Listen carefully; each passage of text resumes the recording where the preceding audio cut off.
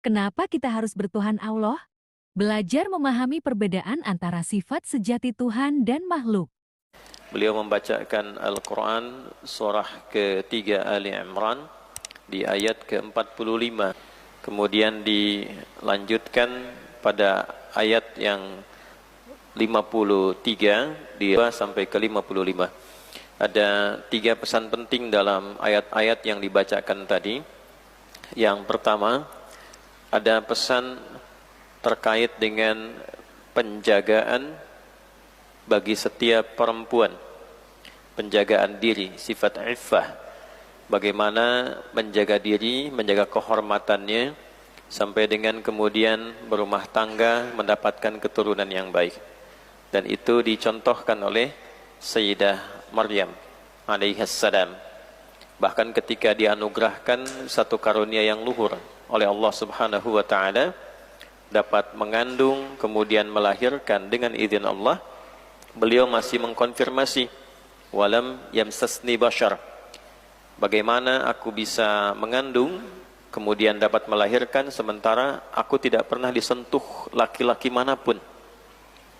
Jadi diupayakan ya bagi para perempuan muslimah khususnya agar menjaga kehormatan dirinya bila belum berkeluarga, belum menikah, jaga diri, jaga kehormatan, sehingga Allah Subhanahu wa taala dengan penjagaan dan ikhtiar yang baik tadi akan memberikan karunia-karunia yang luhur sampai ketika berkeluarga, memiliki keturunan itu pun akan dijaga dan dimuliakan oleh Allah Subhanahu wa taala. Nah, ini sudah menjadi manhaj perempuan-perempuan yang menjaga diri yang baik akan dipertemukan dengan calon suami yang baik juga dan melahirkan anak-anak yang lebih baik daripada kedua orang tuanya. Yaitu contoh seperti Abu Hanifah yang terlahir dari seorang ayah yang baik, dari ibu juga yang menjaga diri, dan lahirlah kemudian anak yang baik di kemudian hari. Yang kedua, ada juga pesan terkait penguatan akidah. Di dalamnya ada pesan-pesan penting bagaimana kita belajar untuk memantapkan hati dan jiwa kita dalam bertauhid kepada Allah Subhanahu wa taala, sehingga bertauhidnya mantap dengan ilmunya. Kalau orang tua kita dulu menanamkan algoritmanya itu singkat dan padat, mengambil satu bagian ayat dari Quran surah ke-47 surah Muhammad SAW ayat ke-19, fa'lam annahu la ilaha illallah. Jadi kalau kita baca terjemahan sekilas, ketahuilah. Tapi kalau kita baca menggunakan pendekatan ilmu nahwu dan balaghah, maka di dalamnya ada perintah cepat untuk belajar. Fa-nya itu kan harfu atfin rabitin baina syai'aini bila hadd, huruf yang menyambungkan dua peristiwa, konjungsi penyambung dua peristiwa yang berlangsung cepat tanpa jeda. Peristiwa pertama adalah ketika kita bertauhid, menuhankan Allah Subhanahu wa taala. Peristiwa keduanya bagaimana kita menuntut ilmu, belajar pengetahuan dengan baik untuk memantapkan kebertuhanan kita kepada Allah. Maka cepatlah engkau belajar, cepatlah engkau mencari ilmu, supaya engkau bisa mantap bertuhan, la ilaha illallah. Nah, jadi jangan sampai dikasih sembako hilang la ilaha illallahnya, itu ya. Nah, ditawari duniawi tertentu hilang la ilaha illallahnya. Karena nanti ada satu masa yang Nabi isyaratkan dan boleh jadi tanda-tandanya sudah terlihat. Yusbihu mu'mina wa yumsi kafira. Ada orang yang paginya beriman, sorenya luntur imannya. Nah, ini mesti penting kita ngaji lagi. Nah, didialogkanlah kemudian dalam konteks kebertuhanan itu dalam perjalanan Nabi Isa alaihi salam. Itu secara logika, secara rasional diuraikan di turunan ayat itu bagaimana kita membedakan sifat-sifat Tuhan Khaliq dengan sifat-sifat makhluk. Jadi hanya di dalam Al-Quran satu-satunya kitab suci yang men-challenge, menantang setiap manusia, bahkan pemeluk agama, untuk meriset sifat-sifat Tuhannya, guna memastikan Tuhan sejati yang layak dipertuhankan. Jadi seperti apa sih Tuhan itu? Bagaimana sesuatu menjadi yakin kepada kita dengan sifat-sifat itu bahwa kita punya Tuhan. Dalam bahasa cepatnya begini, dari mana Anda tahu Tuhannya Allah? Mengapa namanya harus Allah? Bagaimana kita bisa meyakinkan pada diri kita Tuhan kita adalah Allah? Apa saja sifat-sifat Tuhan itu? Apa yang membedakan Tuhan dengan selain Tuhan? Itu di Al-Quran diurai lengkap, kemudian dilakukan studi komparasi, studi perbandingan. Bila ada klaim-klaim seperti ini dipertuhankan, bagaimana membandingkannya dengan sifat-sifat Tuhan yang sejati? Nah, di dalam urutan ayat-ayat tadi diberi contoh tentang perjalanan Nabi Isa alaihissalam, bahwa ini sifat Tuhan ini begini, sifat Nabi begini, Rasul begini, orang biasa seperti ini. Jadi ketika seorang Nabi ditunjuk oleh Allah, ditetapkan kemudian menjadi Rasul, diberikan mukjizat, maka semua keistimewaan yang keluar dari mukjizat itu dilekatkan pada pemberinya. Nabi Isa alaihissalam menghidupkan yang mati, tetap kalimatnya biiznillah. Jelas ya? Untuk membedakan Tuhan dengan yang bukan Tuhan. Jadi kalau punya keutamaan di luar manusia biasa, untuk membuktikan legalitas sebagai seorang nabi dan rasul, tetap ketika mengeluarkan mukjizatnya itu, keistimewaan dilekatkan kepada Tuhan pemberinya. Jadi ketika Nabi Isa alaihissalam menghidupkan yang mati, mengabarkan sesuatu yang akan dimakan, sesuatu yang harus disimpan di rumah, kalimatnya tidak lepas dengan kalimat ujung kepemilikan semua keistimewaan itu yang melekat kepada Allah Subhanahu wa taala, biiznillah.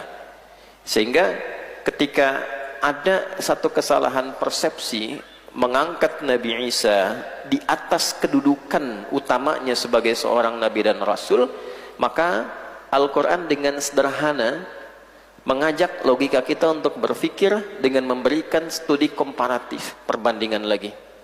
Misal, ada orang salah memandang, wah ini bisa menghidupkan yang mati, di luar kemampuan manusia biasa, tidak melihat kalimat biiznillahnya, maka diberikan contoh yang lain yang lebih dahsyat dibandingkan ini, supaya kita paham bahwa ini bukan Tuhan, ini seorang Rasul, ini seorang Nabi.